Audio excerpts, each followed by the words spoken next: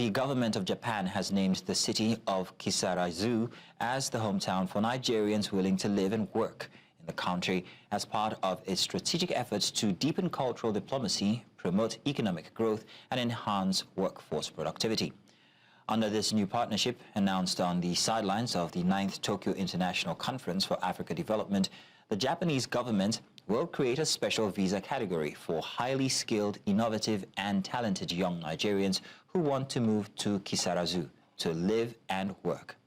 Artisans and other blue-collar workers from Nigeria who are ready to upskill will also benefit from the special dispensation visa to work in Japan. Now, to further discuss this, I'm joined by Aniekan Joseph, public policy enthusiast. Aniekan, good afternoon. Thank you very much for joining us here on News Central. Now, let's get started. Good afternoon. Yeah. Let's get started with this question here. So, your reaction, please. Japan just named Kisarazu as a sort of hometown, in quote, for Nigerians who want to live and work there. What does that signal to you? First of all, thank you, Mazino. This is an interesting development. It tells me that the Japanese government take the Japanese people seriously. And it also tells me that the Nigerian government is desperate for short-term wins. And when you take a look at these 2 points, quickly you realize that there is immediate impact in Japan, and we may not be able to say so for Nigeria, because arrangements of this nature for the country that is receiving the skilled immigrants, they are immediately deployed and they extract value for them. So the country who may be losing the skilled immigrants, there's got to be some sort of transmission period, incubation period, if you like, where they will earn enough money, gather enough skills to begin to maybe pay back to their home country or repatriate certain skills that will benefit the country. But generally speaking, the government of Japan understands that it has a problem and is taking steps to solve the problem. And Nigeria is a willing participant in that.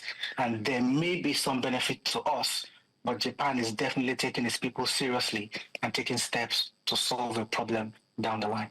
Interesting submission there. So we keep talking about brain drain in Nigeria. Doctors, tech workers, even artisans now are about to leave Nigeria. With Japan now creating a special visa just for our skilled people, aren't we at risk of losing even more talent? The popular answer to that question is yes, we are at risk. But when you take a look at a very important data point, in 2024, Nigerians in diaspora remitted $21 billion to this economy. And that is better than revenue from oil and foreign aid to Nigeria. So from a strictly revenue standpoint, this is potentially amazing for Nigeria. However, on the flip side, when you now take a look at the people that the government of Japan is looking to bring on board, we are looking at the skilled guys, whether they are senior educated people or people that have technical skills. If you lose those set of people within the country that is struggling with lack of development, lack of opportunities, multidimensional poverty, you again have to come to the conclusion that immediate benefits will go to Japan, and then down the line, we may now get benefits in terms of technology exchange. We may now get benefits in terms of cash remittances, and those are on the assumption that the program guarantees protection for the people that are being exported and that they are going to be well remunerated so that the earnings can accrue. However, that is going to take a period of time, while on the other hand, for Japan, they're going to get immediate benefits. So in the short term, Nigeria is going to suffer for it, but may benefit in the long term. But for Japan, there's going to be short-term benefit, medium-term benefit, and long-term benefit. Interesting, Aniekan.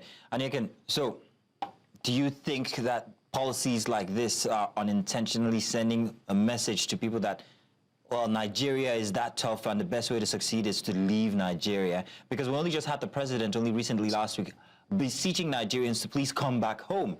But here we see policies that are helping Nigerians get work even outside the country, with other governments providing even stay and visa for them. This tells you, Nazino, that when it comes to communication, there may not be a strategy around it. And if there is, the component of cohesion in communication may be missing. Most Nigerians do not need this news to feel like they may not have a future in Nigeria. However, this type of move signals to people that the government is, number one, willing to do anything to create opportunities for people and for itself in the long term, may not see a way to stimulate the economy in a way that can create opportunities for its best and brightest. And if the first and second are correct, it definitely leaves people not inspired. And this is the delicate balance that our political leaders must strive to achieve, to keep people motivated. You cannot say that you're renewing hope in a nation and highlighting that the hope is outside of the same nation. Mm-hmm. So, Aniekan, looking ahead, if Nigeria is going to enter into more of these kinds of international partnerships, what should we be pushing for? Let me give you an example of something that is a big concern. As you know, it seems to me that the security apparatus of Nigeria is excited when he wants to maltreat Nigerians as against protecting Nigerians. So if Nigerians in Nigeria are not safe, how then can Nigerians in Japan be safe? Number two, do we have the diplomatic discipline, the administrative excellence to provide the necessary support when these people take the step to move abroad?